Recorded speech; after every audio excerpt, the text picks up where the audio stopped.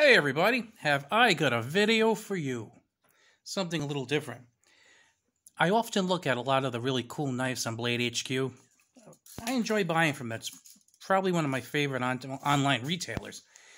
And sometimes I look at these really cool knives that even if I could afford, I don't think I would buy because they're really expensive, like, $5,000 and stuff, So I ended up kind of wondering, because I saw a ProTech for $12,000. Cool knife, but it's $12,000. What's the cheapest knife on Blade HQ? So I did a little search, and I came up with this guy right here. It is the Baladeo Birdy in blue. So I had never heard of Baladeo. Did a little research, come to find out it's a French knife company founded in 1995, and Blade HQ has maybe 20 or so Baladeo knives. Most of them go between $10 and $20, I'd say. All different styles. This particular one was $1.99. I'm going to say that again. $1.99. Now, I bought a Dollar Tree knife on a couple of occasions just to kind of see what you get for $1. The answer to that is not much. They're junk. I also bought some Ozark Trail knives. Now they're about $5, but when they were like $3.50, they're actually pretty good knives for $3.50. Now, it's not going to compare to something you pay $50 for. I mean, but who would expect that? But, for $3.50, they were pretty good knives. So I was wondering where this fell on the spectrum of Dollar Tree for $1 and like Ozark Trail for like $3.50. So let's take a quick look at this. So we have, again, Baladeo. It is the Birdy in blue, sheep's foot blade. Just in case you're wondering, this knife has a 3.1-inch blade, and it weighs only 1.1 ounces. So we are going to give it a point there because it is extremely light. And very simple, just came in this very simple box, and here we go. Now, I don't know what kind of blade steel this is. I believe I looked for it, but I forget. If they did show it, I forget what it was. The blade is not marked, so my thinking is that it's probably a lower quality blade steel. The grip is made out, the scales are made out of plastic.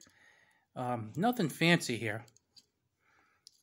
Let's see. So yeah, it looks like they were just kind of, just back and front scale, and they were kind of pivoted in place. They right there, and kind of a strange little blade opening. It's funny because when you open it up, you actually meet a surprising amount of resistance. It's a slip joint, and you meet a surprising amount of resistance when you open it up. You have that nail nick there, and then when you put it back, you meet some more surprising resistance. And what I've noticed is that it's actually kind of pinched in, or at least it gives the appearance of being pinched in right here where the blade is. And I'm figuring they do that to help retain the blade. I'm wicked smart. I went to public school.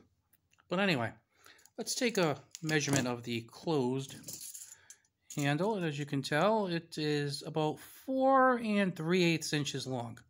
So 4 3/8 inches, and let's get it open. We'll use that nail nick. And so again, no locking or anything. It is a slip joint, and it is, like they said, 3.1 inches, and they are true to their word. It is 3.1 inches. So we have that sheep's foot blade. Kind of an interesting grind. It's kind of almost like got a little wave to it. If you can tell, it's a little thicker here, it appears, and then it kind of gets thinner over there. It looks like a hollow grind. Not sure on that, but it looks like a hollow grind. And you have the Baladeo name on the top. And then on the back, there is nothing. Not the prettiest finish, but hey, it's $1.99. So let's see how it cuts, shall we? I haven't cut anything with this yet, so let's try the copy paper. Little hang up there. Let's try that again. Nope. Yeah, not too much sharpness going on here. And then it kind of makes a layer on me. It kind of looks like maybe there's like a burr in the blade or something going on, like it's catching. If I had to rate the sharpness, you know, on like the general knife scale, I'd probably give it like a 2. But consider, you know, if it was like rating sharpness for sub $5 knives, I'd probably give it like maybe a 6 compared to some of the nightmares I've seen. But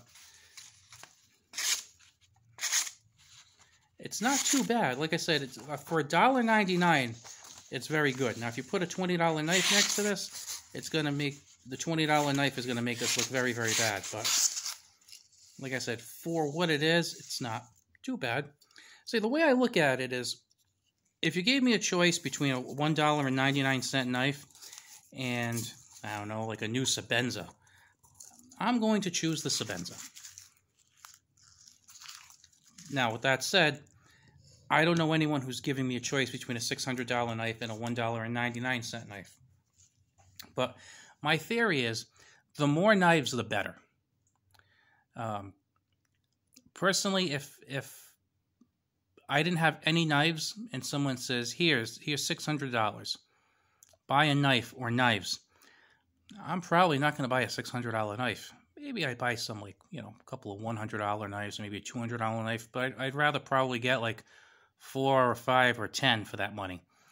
You know, and I'd probably get like maybe a pocket knife with like a folding knife or 2, maybe a fixed blade or 2, maybe a karambit, kind of mix things up.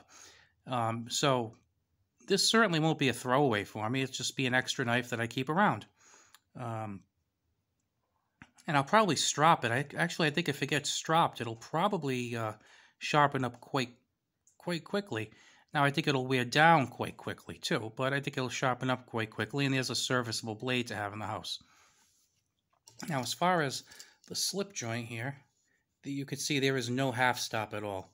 It just, I mean, you start meeting a little bit of resistance right after here, but I'm thinking that's because it starts getting cinched in. As you can tell, it's like kind of like wide to right about here, and then it seems like it's cinched in right along there, and then it goes wider again. So I'm thinking they kind of have like a little pinching process or something, maybe when they're forming the plastic, because like I said, it's like no resistance at all till you get to about this point, and that's where it starts to narrow. You know, and that's the way, and then it retains very, very tightly, so I wouldn't worry about it coming out. As a matter of fact, my wife saw the package, and I told her I was going to make this video about the cheapest knife on Blade HQ. And when she saw it, she's like, I said, yeah, open it up. She said, I can't. I said, what do you mean you can't? It's just, you know, put your nail in the nick and open it. And she kind of had trouble getting it out of there. Now, it's not, I don't find it hard. I think maybe she's just a little anxious because it's a knife she never handled before. Like, she's used to some of my other knives that I use around the house and that she'll use. But you do have to put a little force to pull it out. Now, today I carried one of my Boker, what is it? It's like a Boker Congress knife. It wasn't a real expensive knife. I paid $38 for it. Pretty nice quality for the price, though. And those blades, I can, you know, pull them out very easily with a nail nick, no problem. This takes considerably more force to do that. But I'm thinking that's probably a smart thing on the part of Baladeo, because it doesn't look like there's like any springs at the back, you know, like a typical slip joint will have like a back spring there. It doesn't look like there's anything like that. It looks like there's just this pivot, two-sided pivot screw, and you know, the tightening of that scale kind of helps keep it in place. So, you know, the fact that they were able to do this for $1.99, it's not bad. And like I said, I wouldn't want this to be my only knife. But for an extra knife, yeah, I'd rather have 5 knives than 4. I'd rather have 10 knives than 9. I'd rather have 112 knives than 111. The more the merrier. Same thing with flashlights. I have a couple of really nice flashlights. If you saw them, it's like, oh, these are cool flashlights. Then I have flashlights I've gotten at Harbor Freight for free. I have a couple I picked up at Dollar Tree for $1.